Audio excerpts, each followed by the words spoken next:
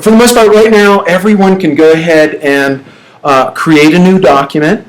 8.5 by 11 is fine, which should be the print default for you. You might need to change your units to inches. But basically, as you can see here, Illustrator has a single, let me open up, trying to get mouse pose. There you go. Give me a second here. There we go. There we go. Okay. So Illustrator right now, I opened up a single artboard in my document, and so that's all we see here. If you go to View and Hide Artboards, okay, look what it does. It fills my screen completely white. This can come in handy, not so much when you don't have any artwork on your stuff, but if you do need to hide those black edges that you see, believe it or not, sometimes you want to hide those black edges that Illustrator automatically creates.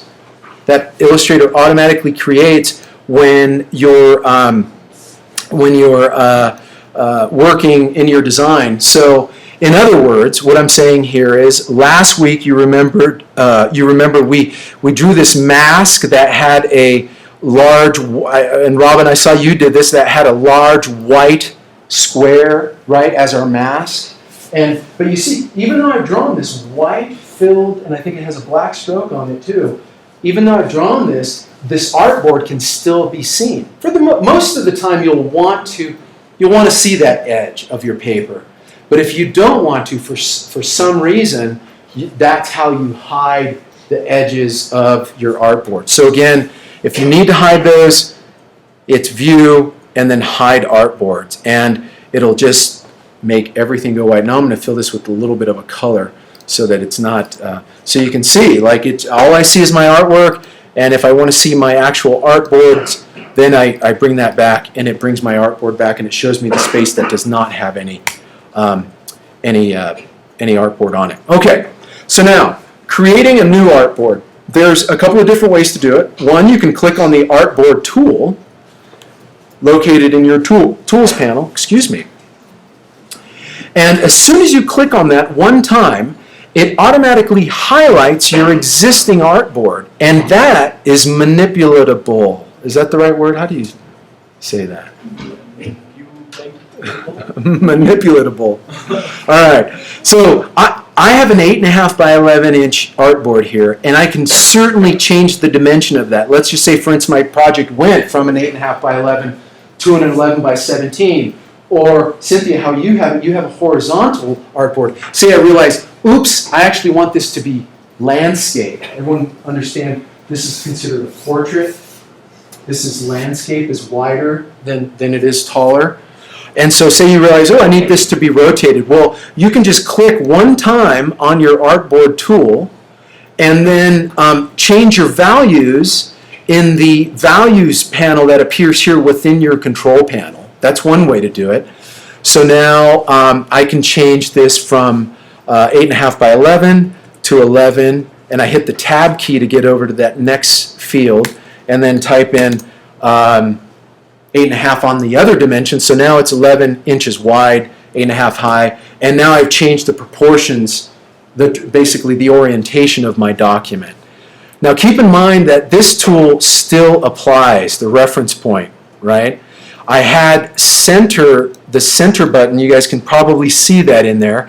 The center button is highlighted. So what that means is any changes that I made to the position or the dimension of this artboard happened from the center.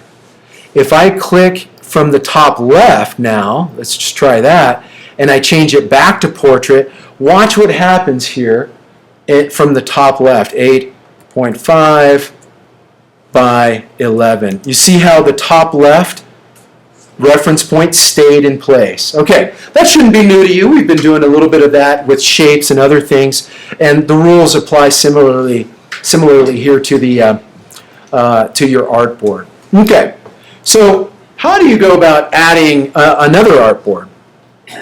Well, there are one of the easiest ways to do that is to double click on the I'm sorry, it's not double clicking. It's already a single click. That's to change the dimensions.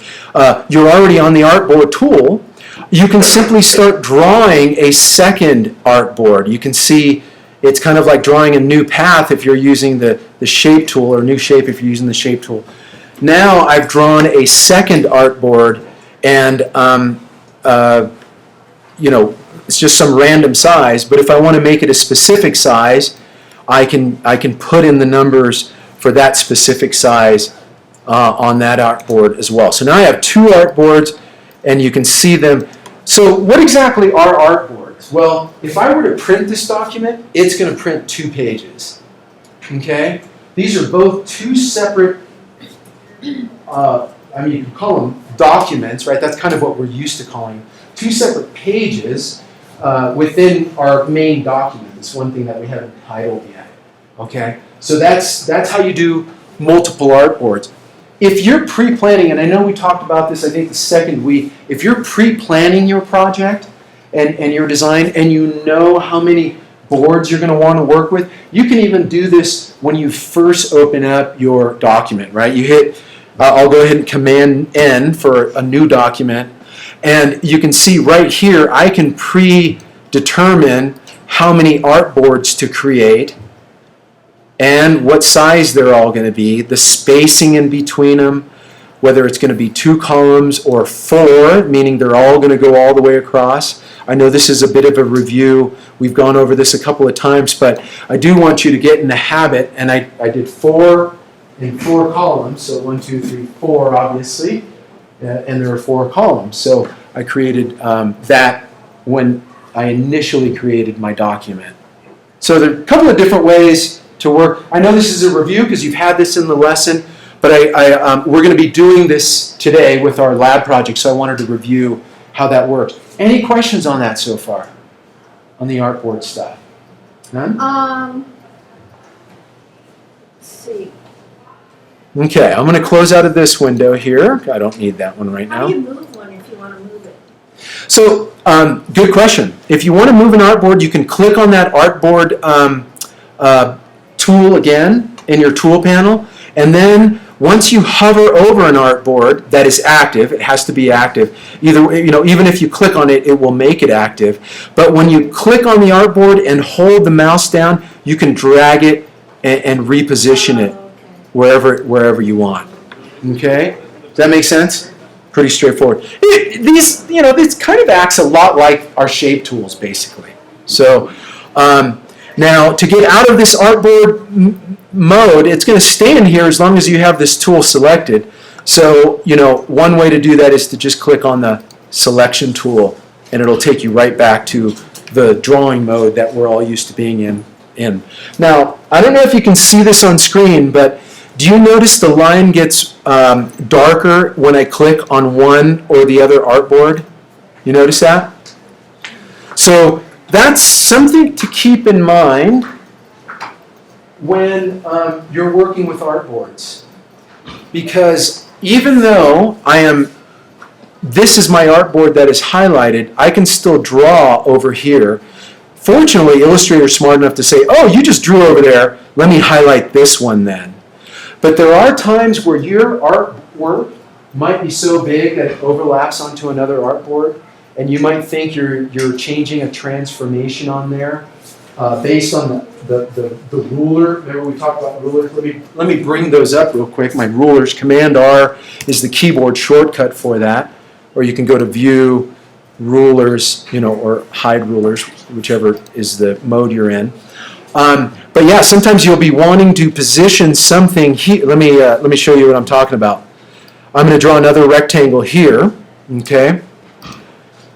And I'm working in this document. I don't have anything selected, and let's see, what's a good example here? Because as soon as I click on that, it's going to orient this. But say I wanted to position the top left corner of this rectangle over here, right? Well, now if I do that, if I try to position that in the 0 position, look what my ruler is saying. It has my 0 X and 0 Y coordinates on this second page. Well, how am I going to get this over to here? What you have to do is you have to move this object onto this artboard, and now this artboard can become active with that object. And you notice my X and Y origin has changed here. So that's an instant where, you know, if you're trying to navigate objects around your design, you want to be mindful of which artboard is active. Okay? Any questions? All right. So that's it on our artboards for now. The next thing I want to show you guys is what I talked about in terms of attributes. Okay, attributes are tell you a lot about the artwork that you currently are working with, or the elements, the shapes, whatever it might be. And so I want everyone to go ahead and draw a shape. It could be a rectangle. It could be any single shape, and make sure it's a single shape using the shape tool. It's going to be the easiest way to demonstrate this. You won't want to use a symbol or anything like that. So here I have a simple rectangle, and I'm going to make this an exact size from the center, just because I like to keep things neat. I'm going to make it a 5 by 4, and then I'll go ahead and center it in my document. So now I have this nice centered rectangle here. I'm going to zoom in, because this is my active artboard. Watch this. If I make this my active artboard, watch this. I'm going to do Command 0 to fit in window, and look what happens. It fit this one in the window because that was my active artboard. That's another instance where it's going to happen to you sometime if you're working with multiple artboards. One of them is going to be blank, and that's going to be your active one, and you're going to try to fit it in the window, and your artwork's going to disappear, and you're going to go, where did it all go? So keep that in mind. Whichever artboard is active is the one that some of these navigation elements are going to be affected by. So I'm going to grab my hand tool to slide back over to show this guy. I'm going to click in it just to make sure it's my active artboard. I don't want to get any surprises like that. Okay. So let's go ahead and click that object and go ahead and apply a 10-point stroke to that shape. Okay? Apply it. The transform, where did you get that up there? Well, it's again like on last Thursday. Yours might already be showing because your monitor is big enough. I'm not sure. Oh. Okay. So so I'm going to do that here. I'm going to apply a 10-point stroke to. I'm going to show my options too. I like to see all this stuff. And also, when you guys go into your stroke panel here, be sure you click on the menu button and show options. Right now, hide is what's given to me because I've already shown my options. But you want to make sure you show the options because we're going to be taking advantage of some of the different stroke alignment features. Okay, so enough babbling. Let me make this a 10-point stroke. And I am going to align this stroke to the inside. Okay, and if you guys remember that from a couple lessons ago, you just click on the Align Stroke to Inside button, and that shifts the stroke so that it's now completely inside of the edges of my shape. I'm going to zoom in a bit so we can kind of see what's going on. Okay. So now you can see by looking at this my fill and stroke icons that I've got indeed this horrendous lime green, kind of Gatorade looking fill and a black 10-point stroke. I mean, right now for you guys, it doesn't matter what color you're on, but definitely you'll want to have a thick stroke that we can recognize. Okay, in your panels bar, there is an item or a panel called the Appearance panel. Everyone go ahead and click on that, and you'll see that the details about our object have been revealed to us. And it tells us right here that this has a 10-point black stroke and a fill. And notice a couple of things. You can turn these off. Look at that. Just like in the Layers panel.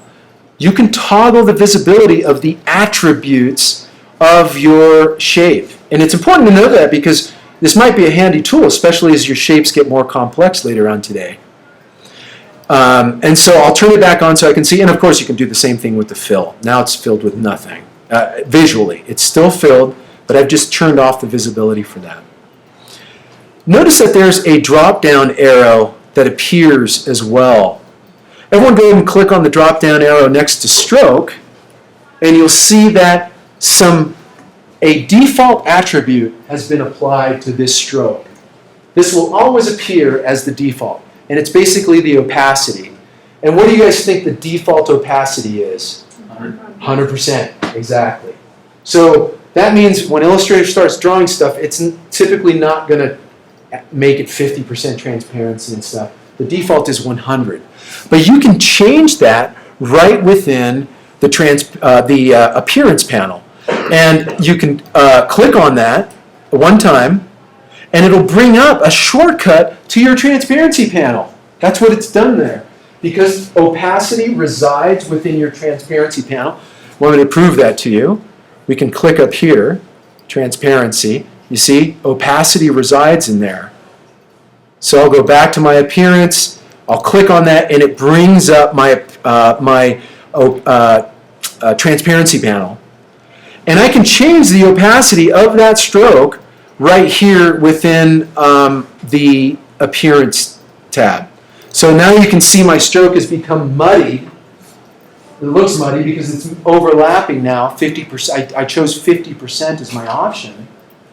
And so it's showing 50% black, which is a gray, laid on top of this green. And so you can kind of see what's going on there. Now, there's something really cool that you can do here. If all of you would do this, because I want you to really get the feel for what you can do with this within this appearance panel. If you click on the menu button for the appearance panel, you'll notice that a couple of options appear. You can add a new fill, and you can add a new stroke to your object, and you can do this multiple times. So right now, we're going to add a new stroke. So everyone, go ahead and click on Add a New Stroke, and look what's happened. Does everyone see what happened? It created a new 10-point black stroke. What's the default opacity? 100%. And it's not center aligned, right? I mean, it's not inside aligned, it's center aligned. So look what I've done. With a single object, I now have two strokes. I can apply different colors to those, and you can really create complex stuff with by doing this. Each of these can have their own sets of attributes, right? I can do a transparency of, let's just say 30% to that one.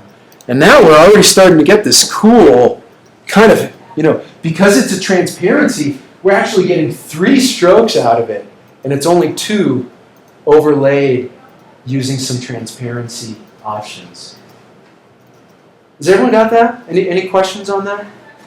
We're going to be doing a little bit of this today. So it's important to have, a fundamental understanding of how, using the appearance palette, you can add additional attributes to your shapes. We could add many. Yes, Brianna? As you add new strokes or new fills and it places it in there, does it add it on top? Like it begins with Really good question. Yeah, my gray is. Really, really good question. Brianna asked if when you add the new stroke, if it adds it to the top, and the answer is yes. So that's important to know, because if your top, your top, let's just call these layers. They're not officially called layers. It's just called another stroke. We'll call it a stroke layer. But if this one is 10 points in solid, right, and the one underneath is 5 points, this top one at 10 points is too wide for it. It's going to block what's underneath. You can change the order of these the same way you do layers. We were working in layers last week. You can drag the stroke to a new position. It's not going to make much of a difference here because they're both black. and stuff. But let me change the color of this. Oops, there we go. I'm going to change the color of this to green. And it's not doing a whole lot because of that transparency. But now if I put my green stroke on top, the transparency is not making it look much different because I happen to pick green on that. But let's make it something that might be different here. How about How do you red? make it take? It's not really. It's the transparency that's causing that. But let me bring this up to 100% opacity. And then, all right now. Colton, what am I doing wrong here? It's not changing. It's not changing, but it should. It absolutely should. This is all at 100%. And let me remove the, oh, I didn't have my object selected. That's what the issue was. Did you see that? Did you catch that, Christian? Is that why you're laughing? Yeah. You're letting me struggle along here. I didn't have my object selected. Great. All right. So now you can see I applied this red stroke, and indeed it's on top of that black stroke. If I slide this down below my black stroke, it doesn't really change much because the opacity is still at 50%. But watch this. If I go 100 on just one of these, I'm not selecting my object again. There. Now it's selected. Let me change this to 100%, and I will show you what I'm referring to. And the same with the opacity on this color. I'm going to change this to 100%. So now you can kind of see what you'd expect with 100% opacity red stroke and a 100% opacity black stroke. And all of this just to show you that if I toggle the position of these, watch what happens when the black goes on top. You see that? It actually affects the way the attributes render on your object. So yes, the order of that is very important. Okay? And it'll really matter when we get into some pattern work here. So has everyone at this stage had a chance to create a new stroke attribute on their object? Yeah? Okay. Can you change the type of stroke? Absolutely. You can. Another great question. So if you click on the word stroke itself, Tom, it brings up your stroke panel. And from there, yeah, you can certainly create a dashed line and change the attributes for that dashed line. Now we're starting to create this sort of cool little kind of an Italian restaurant pattern or something there. Pizza place sign. So yeah, you can certainly do that by applying different things. And the same rules apply to this. You can make this a gradient stroke, and that is the it's a little bit tricky to do that, right? But of course, I can bring up my swatch panel with my object selected and change the stroke to a gradient, and it'll apply the gradient now to that stroke. So all of these, that stroke is completely editable, just like your main stroke. That new stroke is completely editable, 100%. All right? I put it in, but it doesn't change it. Be sure your object is selected. I know, I wish Christian would have told me when he saw me struggling. All those little details. It is, I know, and even you see me, I screwed up too. I mean, it's just a lot going on with Illustrator.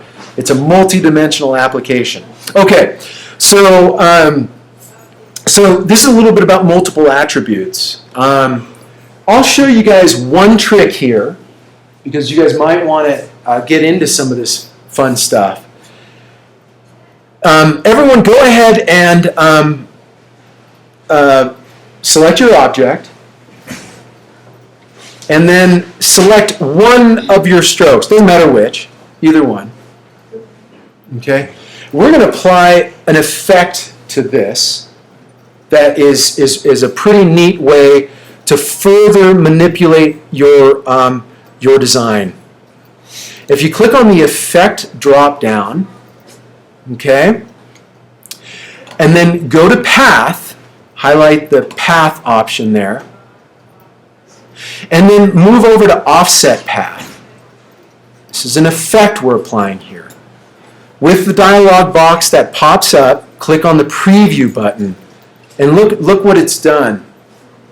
Illustrator has offset my path, and this is the default, by 0.1389 inches. You can type in an exact measurement for that, and I'll just do a 1/4 inch. And you can see. What's that? Object? Was that under object? No, if you make sure your one of your strokes in your attributes panel is selected. One of the strokes in your attribute panel, and then it's under Effect, Path? Path, Offset. Offset Path. Yep. See that's starting to look cool, and it's one object. If you change the size of this, it's gonna retain these attributes. You're not drawing multiple objects stacked on top of each other. That's the other way you might consider doing this, right? If you wanted to create this without knowing this trick, if you wanted to create this exact thing, you might end up creating one box that's bigger with a stroke on it, and then the other rectangle inside. But you don't need to do that. I'm going to hit OK because I like the way this is looking. I can manipulate the size of and look, all of these attributes move right along with it. It's just one object that has all these neat attributes applied to it.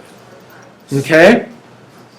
So you did a dashed line. I did a dashed line, yeah. Some of you guys have solid lines. There's different ways to, you can manipulate. So, pretty cool stuff. Now, watch this. If you click on that same drop-down arrow, if you don't already have it open, for that new dashed line we manipulated, look at this. We've got this new sub-attribute that's been applied there. I can hide that temporarily and say, okay, what kind of stroke did I have on there? It was center, aligned, and then you can activate that again, your effect. You can change that, by the way. Anytime you see orange text with an underline, that means it's a link. It's going to take you somewhere, right? So if I click on this, it's going to bring that offset path dialog box right back up, and I can say, oh, that wasn't quite enough. I wanted 1/2 inch distance. How come yours is fading? I have a gradient stroke. It's a gradient stroke. Okay. Right. Gradient, okay. Any other questions? That looks good, Brianna. Yep, you got it. Well, I'm just wondering maybe just because I didn't do like the same. Uh-huh. But mine just moves it away Oh, you've somehow isolated the shape. Go click on that left arrow. Now try making your manipulations here. Yeah, and offset it. Yeah.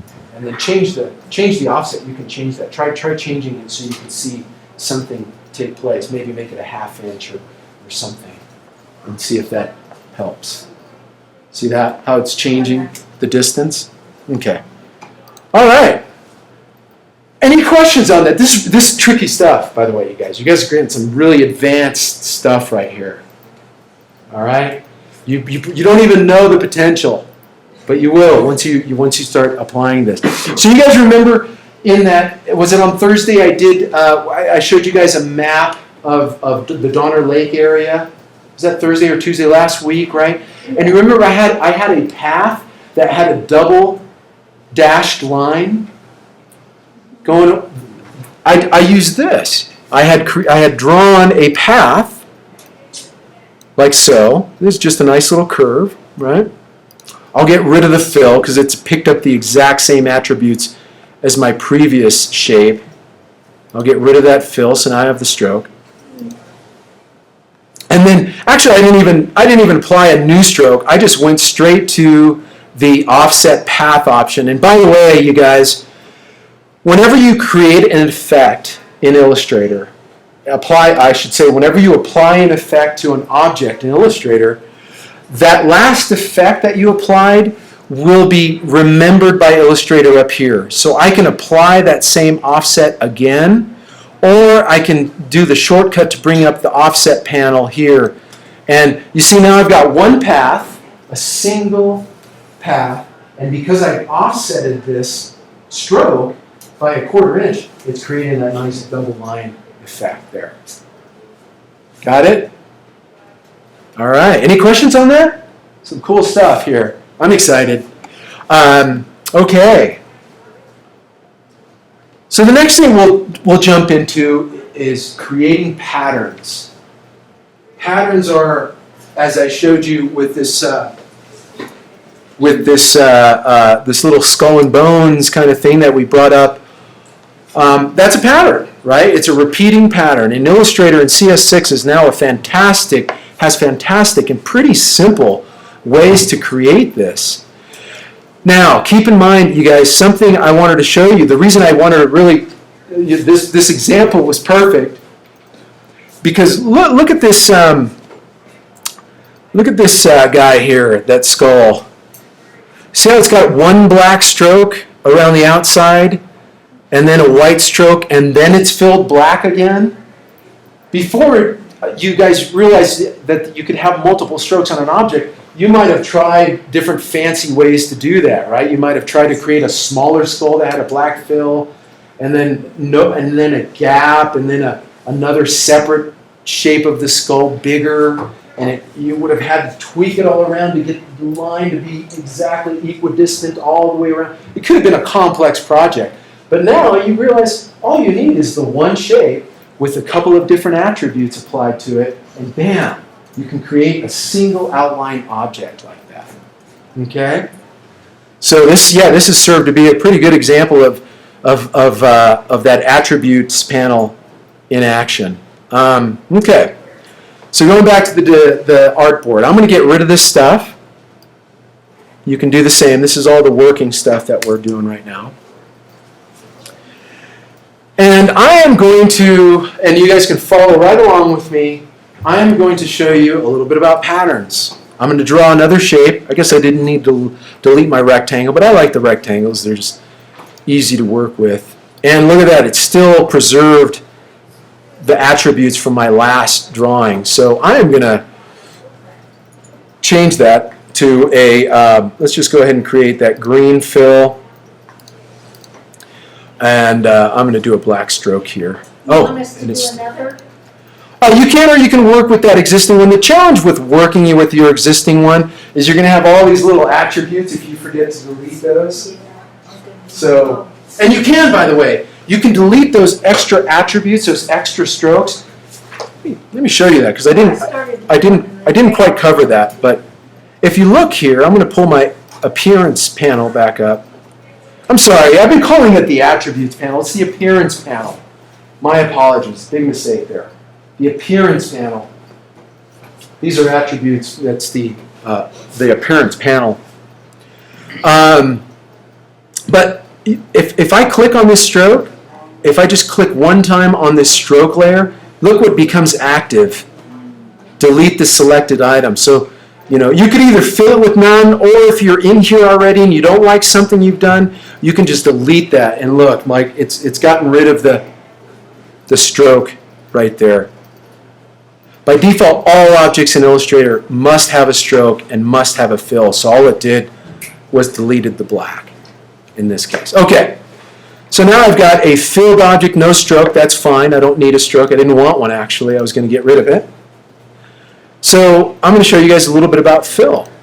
If you click on this object and open up your swatches panel, and it's a third one down in your panels toolbar, you'll see that the fourth row down, there are a couple of pre-built patterns built into Illustrator. You can click on one. Actually, if you click and drag it, hold on a second. This is kind of funny. Okay, I clicked on it, and it looks like nothing happened, right? Let's go back to our appearance panel. Open it up. I applied that to the stroke. You see that? And I could tell because I could see it around the edge there, and I was like, hey, why is it there? And it didn't apply. You can apply patterns to strokes, but that really doesn't make sense, right? Because patterns are typically, you want large motifs to be visible. So I made a mistake there. I will undo a couple of times and then switch over to my fill. It's the same thing as doing this here. I can switch over to fill. So now I'm activating the fill option. Now when I click on my swatches panel and I click on, in this case I'll click on the pompadour pattern, I click on it and look what happens. I have filled my rectangle with the built-in pattern. Everyone got that? Does that make sense? No. What's going Oh, on? it's on the stroke? Is it supposed to? No, it's supposed to be on the fill. You want to be on your fill. Make sure your fill is active. And you can always glance down here, Robin, to make sure your fill is in the foreground. So, the reason it's important to know, the home of your patterns. Your patterns are always going to reside here. This is their home.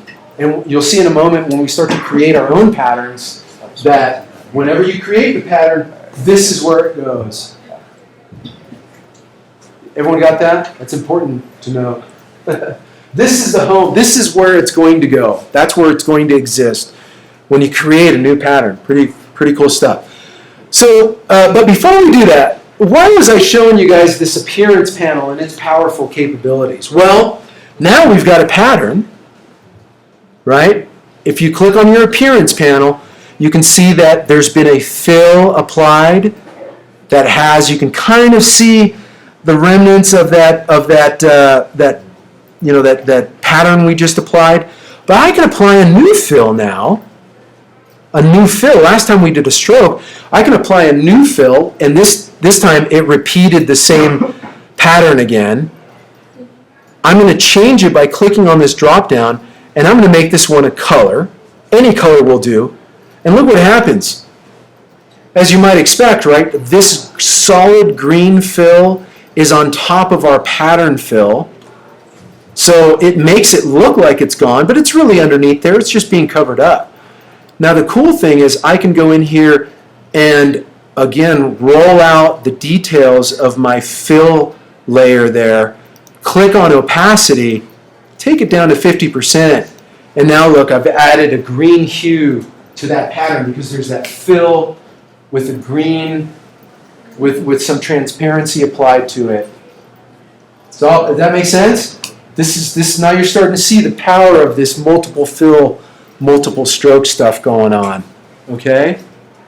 Fun stuff. If this was a gradient, it would do all sorts of funky stuff.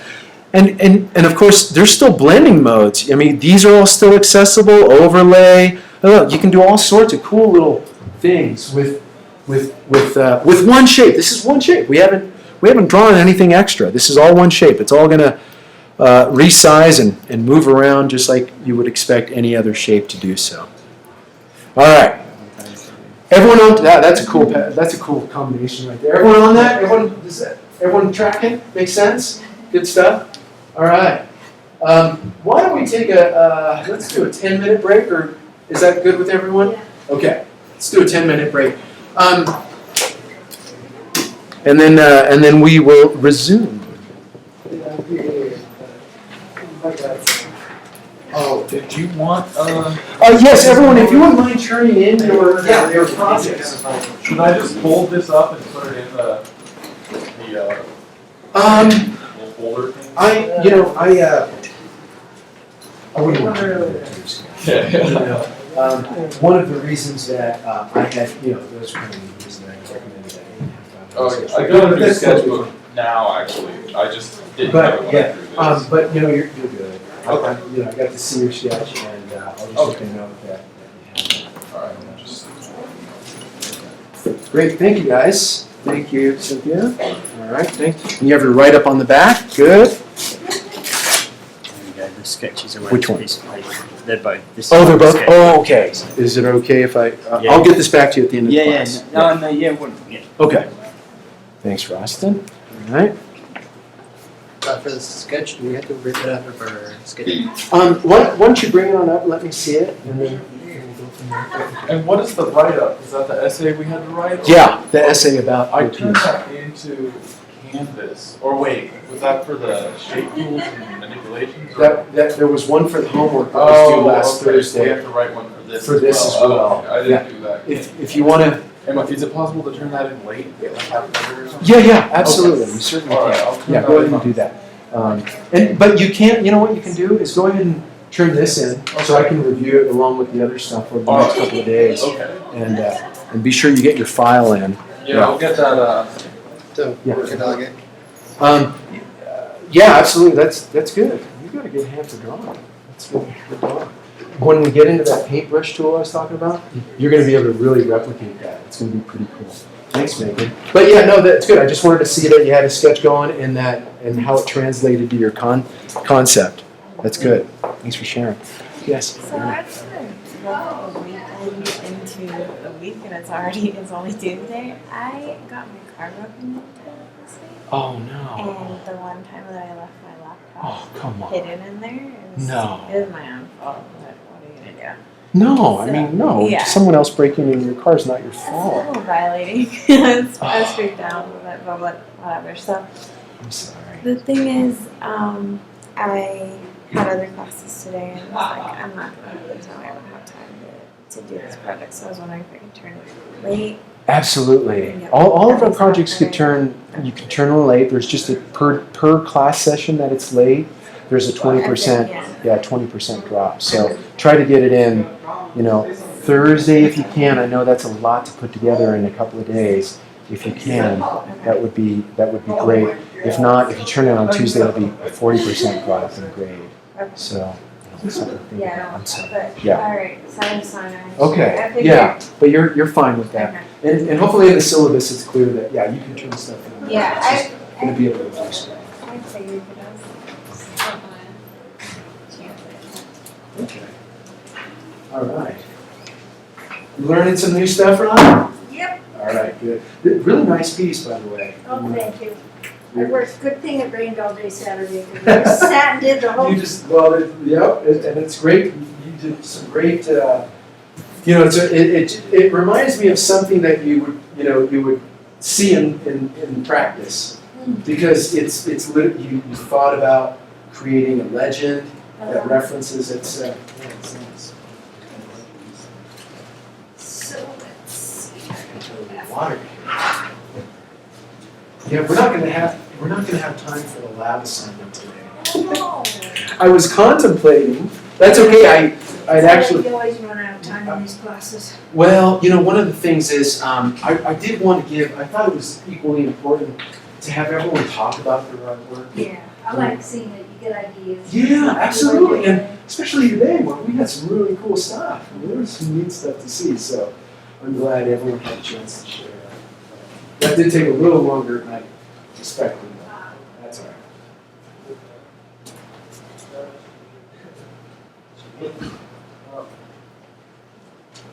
Yeah, whenever we look at the last How's it going over there, Tom? You getting that? Yes. So you already got your own I pen? said that when I talked to him earlier about his stuff. Sure. Cool. How about you, Russ? You ready to build some patterns? No, I asked him, I was like, me? He's like, no.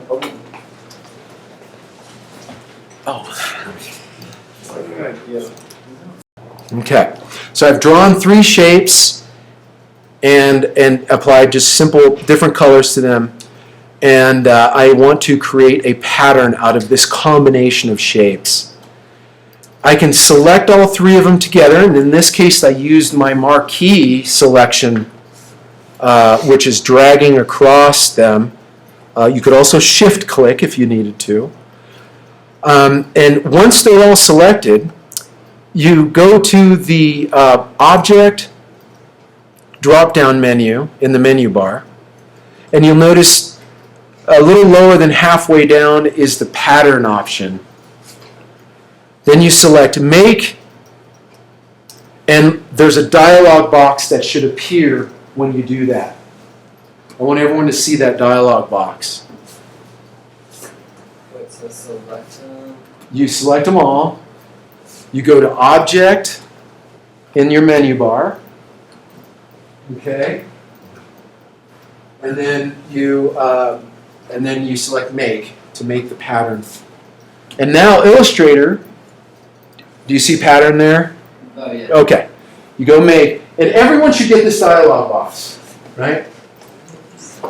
The new pattern has been it's already been added to the swatches panel. Look at my swatches panel. You guys should all see that too. A little mini representation of your 3 objects selected. Okay?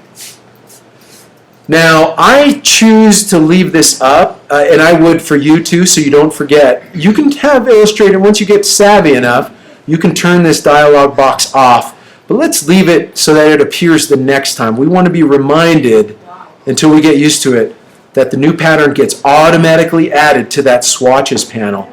Then you click on OK, and look what's happened. Illustrator has already started to repeat that pattern automatically. And there are a lot of different options we can do. The first thing you typically want to start with is you want to name your pattern. And you can name it right here so you can reference that by name. We'll just call this, I'll call it my pattern. Okay? The next thing you'll see is the tile type, which allows you to adjust the way the pattern is repeating. So right now, by default, it's grid, meaning this pattern is going to repeat in a grid. You know, if you imagine columns and rows, it's repeating perfectly in a grid. You can stagger those in brick by row to where the horizontal position of those is offset halfway, 50%. And you can also grid brick by column, which does the same thing vertically. Okay, so now we're starting to tweak our pattern, and Illustrator's kind enough to make this pattern repeat by itself. Now, hex by column. Hex by column is kind of a unique attribute that kind of, you notice there's some overlap that's starting to happen, right? In some cases, remember Brianna, you said earlier when we were looking at that skull pattern? I'm really bad at this, by the way. Some people can look at a pattern and see exactly where the motif is. I said triangle, but I meant like diagonal. Yeah, like I can't even talk. Yeah, so if you look, this is kind of the hexagon. Was it a hexagon you saw? No, it's a diamond. Diamond? It's late. For Yeah, that's okay. That's a good play for all of us. So in this case, one of the Illustrator engineers have decided the hexagon is a really good shape for you to manipulate the spacing with which your pattern is going to repeat. And so this hexagon is actually something that can be manipulated. Let's get in here and manipulate it. All right, I'll get to that part later. But that's okay. I'll just jump right back in and make my pattern again. I don't mind doing that. Object, pattern, edge. I know I was missing something there, but we'll get to that in a second. Okay, so there's also the hex by column, which allows you to manipulate the spacing around using the columns as reference, and then a hex by row that allows you to manipulate the way the pattern repeats in a row. If you go back to hex by brick, you'll see that the brick offset was half. I mentioned that earlier. By default, this circle has moved half the distance over in that pattern. You can change that by manipulating the amount of your brick offset there. Okay. Everyone's starting to see the different ways you can manipulate this repeating pattern. You can do it all right from one dialog box, and there's some pretty powerful stuff. If you click on the size tile to the art button, you will then be able to adjust the spacing around the tile. So now I can add a horizontal spacing of a ½ inch, which is 0.5 of course, and a vertical spacing of ½ inch. So now it's still doing this repeating, but there's a ½ inch of space between the distance of the pattern. Yes, Cynthia? I can't do a pattern. Because you're trying to create a pattern with something that already has a pattern in it. Illustrator doesn't want to do that. Your shapes over there, those are patterns you applied inside. Yeah. Let you do another pattern? No, not that way. Not if it's a pattern. It would if you had broken your pattern out into into shapes, individual shapes. But go ahead and recolor that with a solid color. And then you should be able to do it. Is it working for you now? Yeah. Okay, cool. And so there's there's a few other options, which is how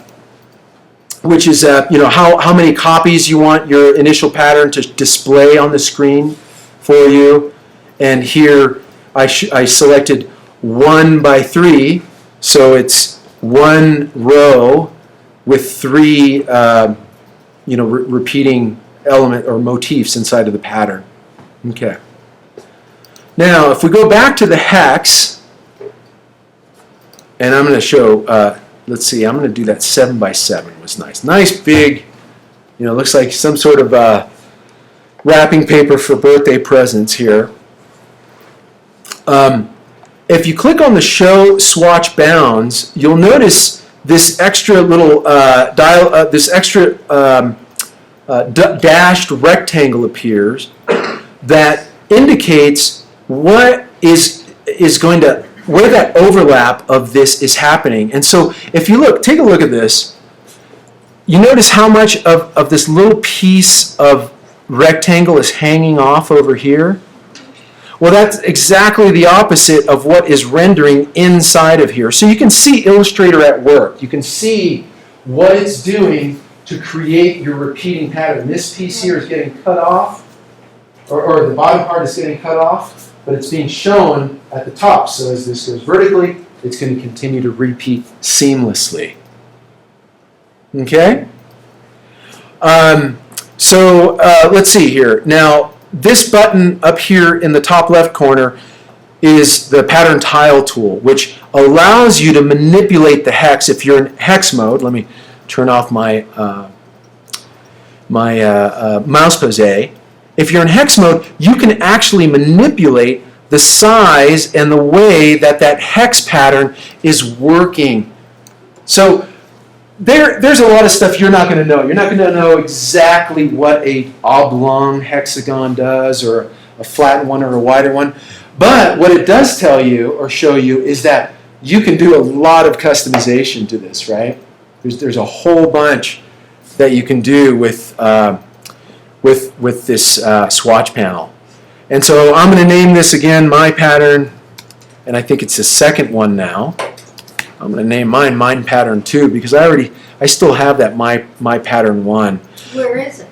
It's in my swatches panel over here. Okay. Now, how do you save it? You've done all this work. If you look up here just below the horizontal ruler, there's a button that says Done. How do you get back into there?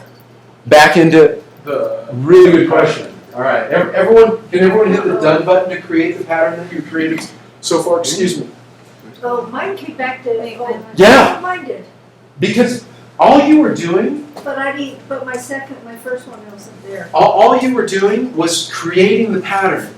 That's what all of that preview isolation mode. That's why that little thing had come up there when I was making a pattern. Done on my first one. That's okay. We'll get back to that in a second. But again, I'm going to do it again. Number 3, pattern number 3, make. And this mode that I'm in now is a isolation mode that is only affecting the pattern creation process. When I exit out of this, it's going to go right back to showing me my original artwork. Okay? This is just a temporary visual state to show you the pattern that you're creating. I'm going to cancel out of this, and it's still, because I hit cancel, it did not create that third pattern. Okay, so Christian asked, how do I get back in there? It's like, I wasn't complete. I accidentally hit done, and I realized there was one more adjustment that I wanted to do. All you do to get back into your pattern, like most other things, right? You can double click on the tile in your swatches, and when you double click, it opens that pattern right back up for you to continue to modify and manipulate the pattern. Everyone got that?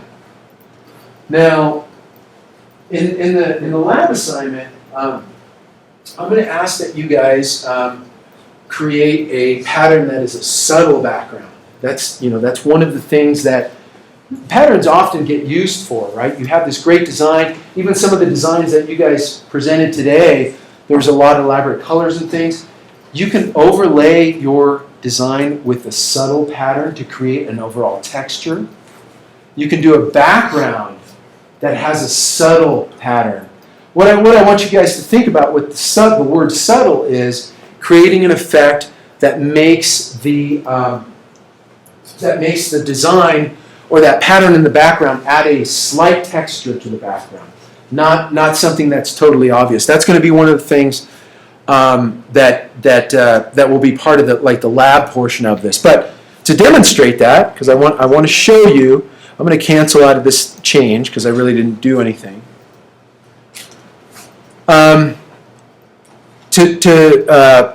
To demonstrate that, I'm going to fill an object, and this time I'll use another rectangle because they're kind of big and easy to see what's going on inside. I'm going to draw a circle, and look, I had my pattern selected, the swatch over here was selected, and so it automatically filled my new shape with the pattern that I had created previously. Okay.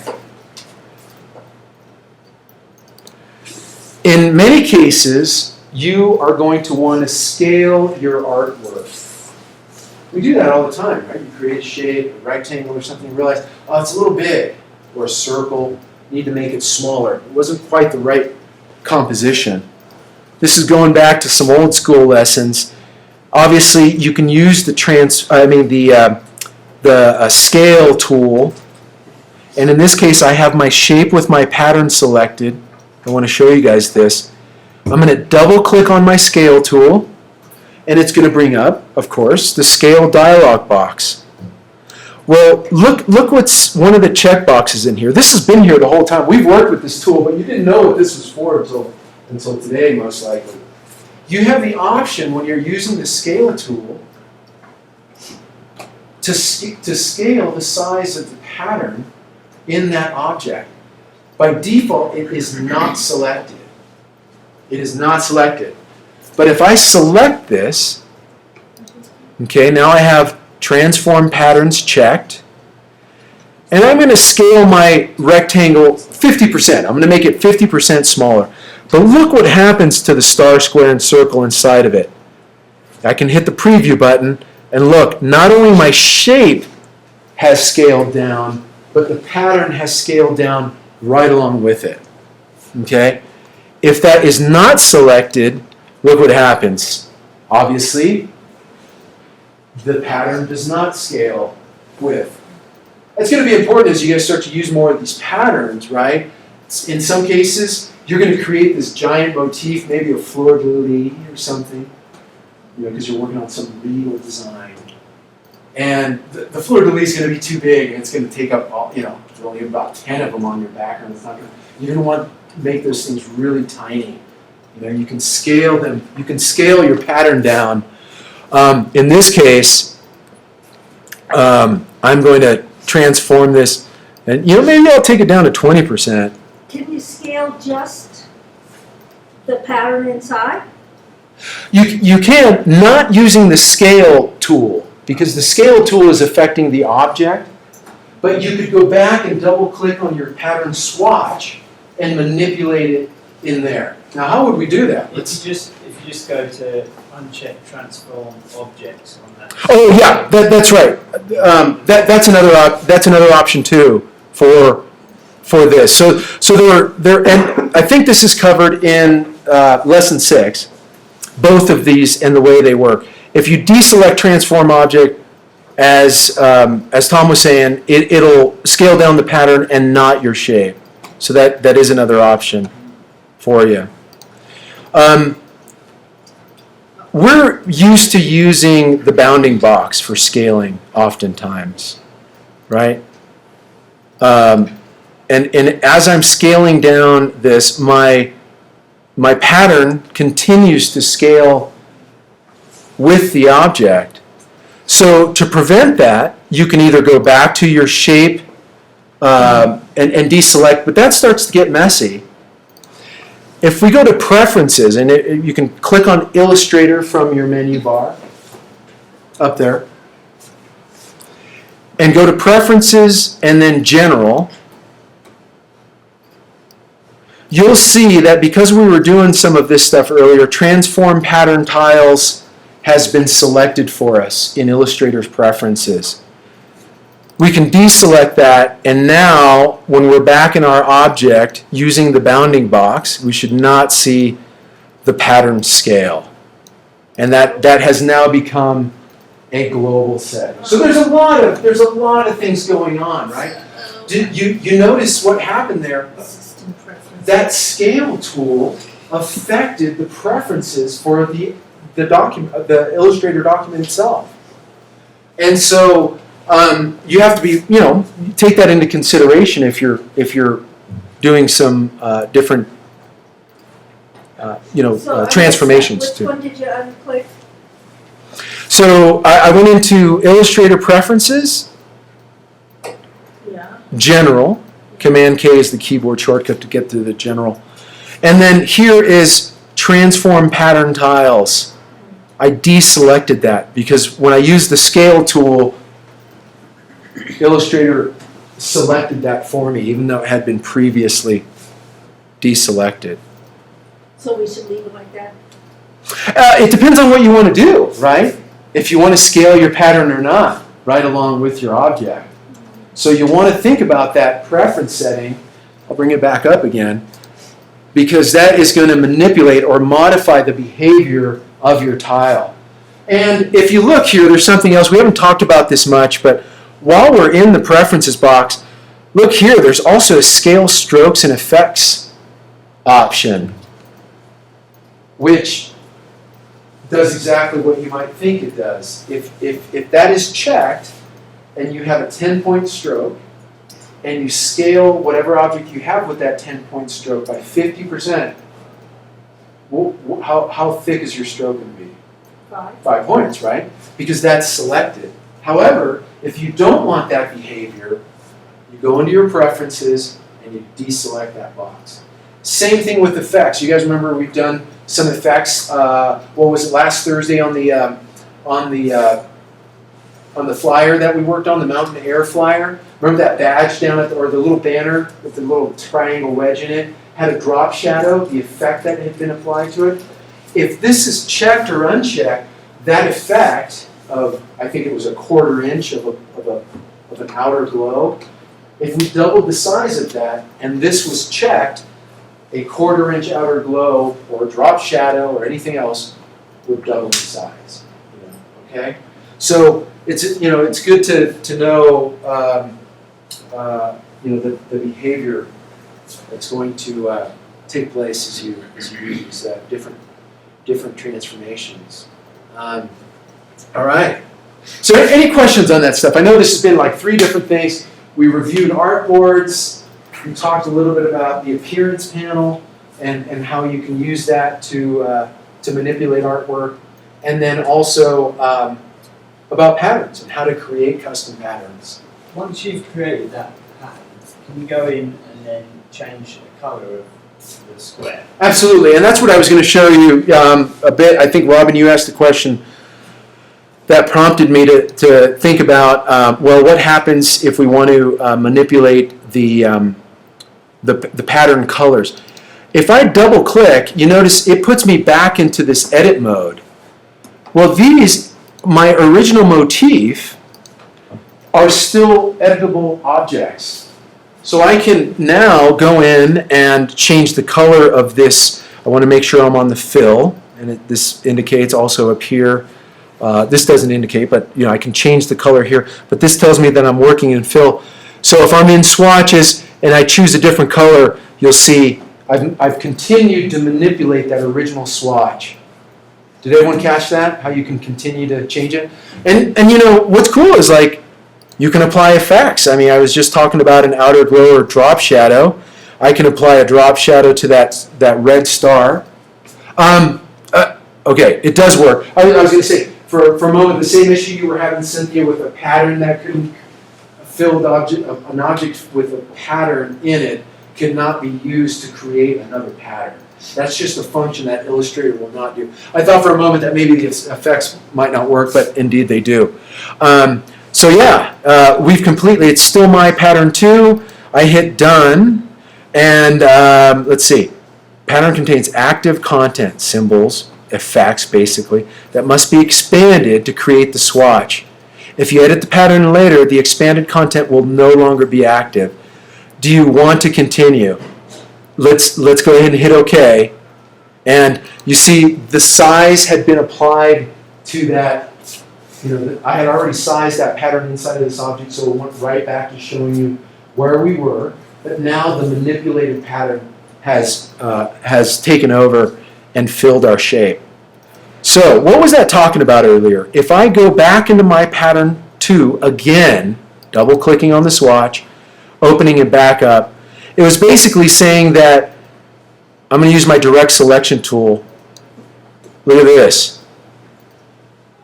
Illustrator, this is kind of that issue that you had, Cynthia, when you were trying to create a pattern within a pattern. Illustrator had to create a separate object for this drop shadow, a separate symbol basically. So it's really no longer an effect applied to this star.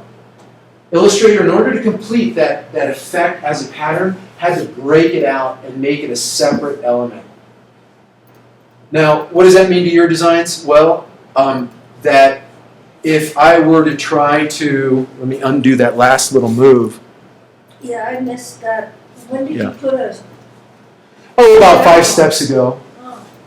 But I'm recording this, so I'm going to be able to check it out on Thursday.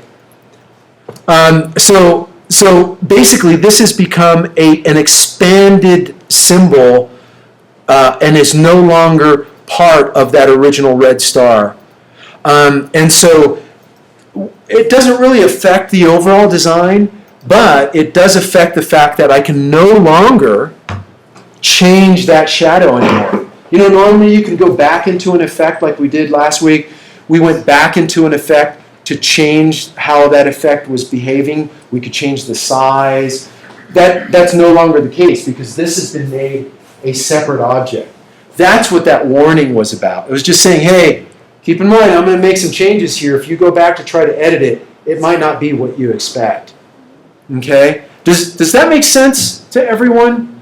Because that's I do need a glass of water up here because that's kind of fundamental to the way we're getting pretty fancy here to apply an effect within a shape as part of a motif. Kind of cool stuff, though. But yeah, so hopefully that answered your question, Tom, about whether you can continue to manipulate your pattern after. Yeah. Certainly can. So I'm going to cancel out of that and hit undo a couple of times because I didn't want that effect. But what I do want to show you, I'm going to go back to the effect so that I can demonstrate the difference because I don't want to leave anyone confused by what happened to that drop shadow on the star when I attempted to create this pattern. All right. I have my star selected and I'm going to go try to add that drop shadow again. I'll just hit apply drop shadow and it's going to do exactly what was there before. Okay, so now the drop shadow is back and it is indeed part of that star. Because I'm still in working mode and that drop shadow is an effect that is still part of the star, it can be manipulated. And that can be done in our old friend, the appearance panel that we were working on earlier. If I click on the appearance panel now, and I scroll down, you'll notice that a drop shadow appearance or attribute has been applied to my star. I can change that, again, by clicking on drop shadow, and that will allow me to manipulate this further. I can, instead of just a 0.1 offset, I can do, 0.25, and notice my drop shadow is still editable as an effect on that object. What's drop shadow under? Under effect, Stylized. stylize, yep, exactly. Stylized. And there are a few things, but drop shadow I think is the first one. Stylized. Okay. So that's that is an elaborate lesson on, yes, you can continue to manipulate your objects when creating a pattern. All right. So all right. So as not to, I mean, we're down to, gosh, what is it? 15 minutes left. We could get going on the lab assignment if you'd like.